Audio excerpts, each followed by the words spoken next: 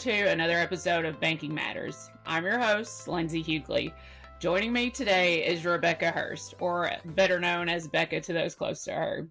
Becka has 20 plus years in the banking experience, with her current role as Chief Credit Officer, Community Reinvestment Act Officer, and Executive Vice President of Tennessee State Bank, a locally owned community bank located in East Tennessee. Her banking experience includes frontline experience as a teller, a credit specialist, a credit analyst, loan review specialist, credit administration, and loan operations manager. As part of her current role, she oversees the bank's loan operations, credit analysis, special assets, OREO, and appraisal departments, as well as the bank's loan customer service representatives and the bank's overall CRA program and its compliance. Becka has proven to be a leader within her organization and has been recognized by her peers on multiple occasions as being voted Staff Member of the Year. I have personally had the pleasure of being able to work with Becka and her team in a consulting capacity and witnessing her leadership skills and style firsthand. So welcome, Becka, and thank you for agreeing to be with me on the podcast today.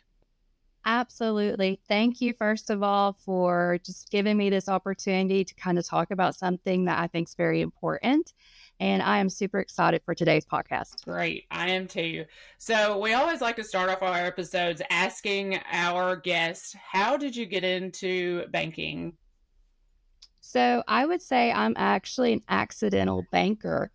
I was my freshman year in college and decided, hey, I wanted to make more money and still go to school at the same time. And I got in here first thing as a teller, and it just opened up a whole world to me that I was able to see there's a lot more to banking than what typically people see out there. So I'm that accidental banker that's turned it into a professional career. Yes, that's exactly the same route I took, was in college as well. And so let's go ahead and just dive into what does it take to build a really good internal culture at a bank, and what a good leader should have.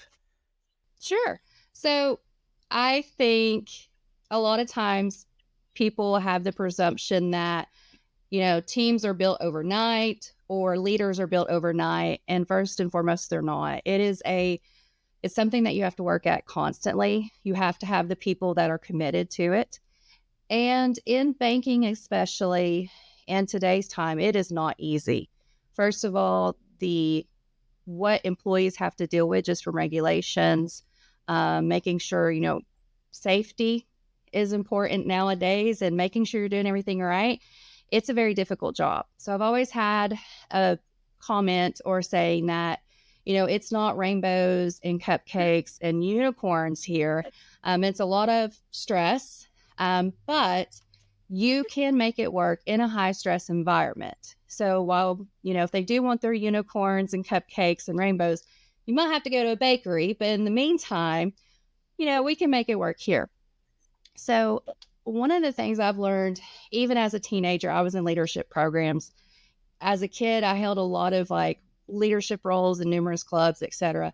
And I was always been in programs talking about leadership. So, Stephen Covey's 7 Habits of Highly Effective People, to Patrick Lencioni's 5 Dysfunctions of a Team, and so forth. There's so many great people out there that we can listen to. And that's the one thing I will start with is listen. That was one of the biggest things that I took away from my years of training and experience is a lot of time we're not listening. So we say communication is key. Communication is great from a written standpoint, from a speaking standpoint, but it doesn't matter if people are not listening. And that even includes listening to your employees. So for that to happen, it starts with just middle level management all the way up to top. I know when I started my own practicing of listening, I wasn't in executive management. I was just in my mid-manager role. I only had a small group. And I knew that from my own past experiences, people were not being heard. So you come to me and you say something. If I'm not really listening to what you're saying, I'm not doing a justice to anybody.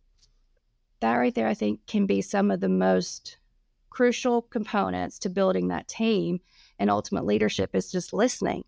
How many times have you listened to your friend or maybe your significant other and you're tuning them out, or you're thinking about what you want to say next, or you're not even giving them that opportunity?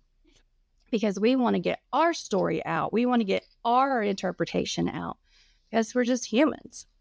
And that's where it becomes critical. Just call time out and stop and say, okay, let me really listen to this person. It takes experience over years of listening and kind of develop, because then you can actually listen to personalities. You can see if someone's just wanting you to listen to them for a moment and then they're good, or if there's more to it that can, as a leader, you can determine if you need to put in several measures for an overall grander picture. So that would be number one. One of the biggest things I think taken away is we have to listen. And that even includes as peers. So, and I'll talk a little bit about that here in a minute. The other thing is trust. So when we're in these environments, regardless of what field we're in, if you're within a team, including leaders and peers, and you don't have trust built up amongst one and self, you're not going to function together. Instead, you're going to have a negative environment. You're going to have negative results. And what you're going to see is an increase in turnover, and you're not going to get the work done. And it's just going to be a lot of bad stuff that comes this way. And we all know in banking, there can be a lot of bad things that happen. So trust is essential. How do you build trust? I don't have that perfect combination. I don't have the perfect answer. All I can tell you is it starts with you. And it's almost you put yourself out there as well, your trust out there. And that will show your peers, whether it's you're on the same executive team or middle management or just peers working along, that then they can start giving their trust. And when you do, that can then start building into the other components that you need to help with the culture. If you're in a culture where there is no trust, it's very sad. And it's not successful, and you will ultimately fail. It may not be today. It may not be tomorrow. I've seen multiple organizations thrive for hundreds of years, but deep down, eventually it will catch up to them, and it does. So the next thing I can talk about is fear of conflict or fear of overall. I think COVID was an integral component sometimes to this, because I think that was something that instilled fear of the unknown in a lot of people. We had never seen this in our lifetime. Our children hadn't, et cetera. We all were kind of banding together to figure out, what do we do? How do we move forward? What is this going to, get us today? Or do we sanitize everything we touch? I mean, there was just a lot of unknown. Well, if you have that fear, we know from that, just imagine how that has resonated with individuals that we have surpassed that time frame. The fear is still there. Mm-hmm. Fear, though, in a workplace environment of not being able to basically come up with a credible challenge, or afraid of conflict, or not being able to express yourself, it can stifle you as a human being, but it also stifles people being able to progress. So, because we need that progression to be a better team. So as a leader, you have to create a safe environment. And that means you have to show them how to do credible challenges. And you have to show it in a respectful manner. But also you have to be able to show it at other levels, even when you're not comfortable with it. So that takes a person that's willing to do it. It's not like just going up to the diving board and saying, okay, I'm just going to jump. There's a couple steps that you have to build yourself up. Well, as that leader, if you want that bank culture, you're going to have to build yourself up so that you can also address any type of conflict. And conflict doesn't necessarily have to be we all disagree about something. Conflict can come with management not taking care of even what I call the bad apples in the group. because your bad apples will rot an entire fruit basket before you know it. And you've actually diminished your good producing fruit, you could say, and you've weakened your team. Fear of conflict could be simple as, even if as managers, we have to face conflict with ourselves. Okay. Maybe we found out that we were wrong about something. Guess what? We better admit that we were wrong, and we need to show that to them and how we can make it right and how we can learn from it. So, talking about wrong, the next area to build in a good culture is, again, making it to where no one, first of all, is afraid. But if there is wrong, you don't just go bash somebody because they made a mistake. We're all human. I make mistakes daily, okay? It's crazy. I mean, I just won't even go there, okay? But everybody makes mistakes. How you address it, though, is what makes it, okay? If I came to all my employees every single time they made a mistake and wore them out, wrote them up, put them on probation, I wouldn't have the killer team that I have today. And that is important because when we make mistakes, you're going to be the one that beats yourself up the worst. But we do have to talk about it. And we have to figure out, why did we make the mistake? Was it just a 2%er, or was it a recurring mistake? But where do we learn from it? And if you're in a leadership position, that's how you help to build your culture, is working with everybody on any level from top to bottom to demonstrate what you can contribute to learning from the mistakes that we make. And that kind of all plays into keeping people accountable too. If they are aware that they did make a mistake and you help them learn from it, it'll make you a stronger team versus letting someone carry on for years doing something wrong because you simply were afraid to confront it. And then that creates that negative environment because your team members are looking at you going, why doesn't she take care of this? This is wrong. Instead, we're always fixing it. It just can't happen. Okay. And so you've been in a community bank, and a lot of our listeners are community banks. So I have personally seen that small community environment where you don't just work with these people, you're doing life with them. Could you maybe do, if you add a little extra, go a little deeper as to that nuance of how that all works together as well?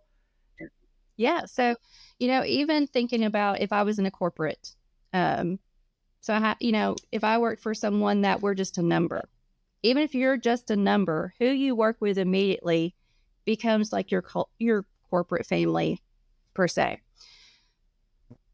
Depending upon where you're at, you have to show your vulnerability as a leader. You have to show them you're human, but that you also mean what you mean, if that makes sense. So with that being said, I'm always upfront about not my personal life per se, but that I am human. And so these are some of the things that I like. These are some of the things I don't like. I might share stories about some of the lessons I've taught with my kids. I've held bank-wide training for several years, and I would use my dogs and some training videos with my dogs because, teamwork can happen anywhere. It's not just with humans. And you bring them back to you're human, and you got to talk to people. So we all know we don't like everybody, okay? That's a given. But you need to know that person's name. I've been where there's people that don't even know people's names. And if you want that business and you want that culture to work, know their name. It can, even if you go up to them, just talk to them, say, hey, Sally, how you doing? How's life treating you? And you're listening, not just doing that general cameo, how's the weather talk. Give them 1 minute of your day and you'll see. I go back to, I like a lot of history as well. And I go back to when generals talk about their leadership within war. You have the main general that is bringing in all your troops together. They have their other, main commanders. But at the end of that battle, do you know what that general was doing? If he was a good general, he was going around to all of his troops that day that survived and going, good job. Thank you for your sacrifice. Hey, how's your mom doing? Hey, hopefully we'll get through this and you can see your sister or something. I mean, it's just taking that human approach and giving them a few seconds of your time. And yeah, it's exhausting.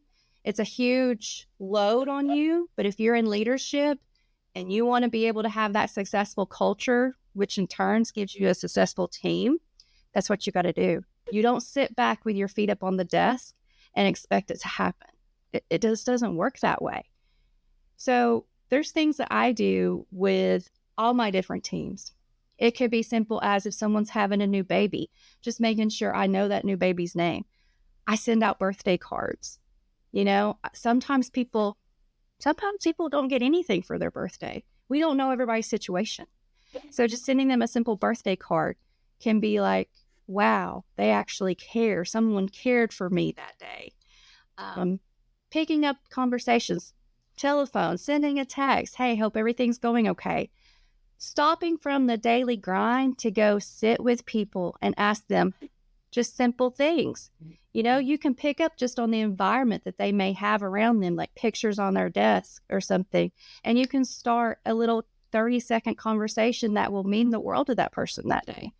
It's just really simple things like that. It's not throwing thousands and thousands of dollars at them and, taking and spending all your time. Yeah. And honestly, I just read an article last week that talked about one of the top signs of a really great work environment is constant thank you, good job, praise, thanks, all of that. And everything you said just illuminates all of that as well.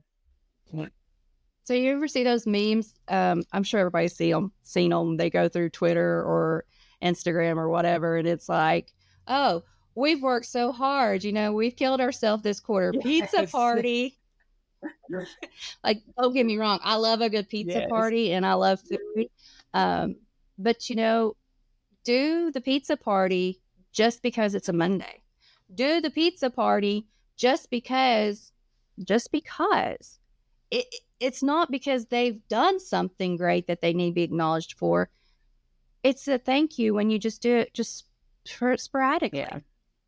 Yeah. It could be because it's a day that we all get paid. So buy everybody's lunch at the local Japanese restaurant or something. Or if it's, I love holidays. So of course, here comes Valentine's Day. I remember going to the Dollar Tree back long ago and getting little balloons and giving to all my employees at that time. Super silly stuff. So thoughtful. But it's a thought, and then we laugh about it, and you see all these grown adults walking out through the corporate parking lot with all these balloons with like monkeys and giraffes and stuff like that. Says Happy Valentine's Day. And it's just, you have to laugh. And that's what gets them moving. Did I spend millions of dollars? No, because I'm not a millionaire by no means. But it's just the thought that matters. And so, Becca, we always like to end our episodes asking our guest, what is one piece of advice that you'd like to leave us with? I would say this: you can't do it overnight. Just remember that. You got to keep plugging along. Rome wasn't built overnight.